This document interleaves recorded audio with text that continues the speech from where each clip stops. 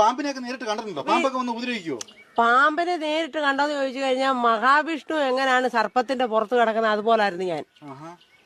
ആർക്കും പറഞ്ഞാൽ ആരും വിശ്വസിക്കത്തില്ല. അശുദ്ധമായിരിക്കുമ്പോൾ പോലും അവരെന്നെ വിട്ടുപിരിഞ്ഞിട്ടില്ല.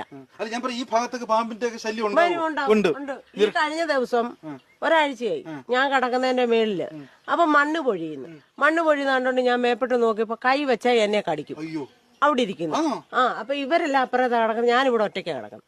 അന്നേരം ഞാൻ ഇതിനോട് ചോദിച്ചു, നീ എന്തിനാ എന്റെ അടുക്ക വന്നേ? നീ ഇറങ്ങി വിളി, നിനക്ക് ഇവിടെ അല്ലേ ഇരിക്കാൻ സൗകര്യം, നീ പുറത്തു പോകാൻ പറഞ്ഞു. നീ എന്നോട് എന്താ എപ്പോഴേ പറയാഞ്ഞെന്ന് ചോദിച്ചോണ്ട് അത് തന്നെ ഇറങ്ങി. പക്ഷെ മൂർഖൻ പാമ്പിനെ വഴക്ക് പറഞ്ഞു.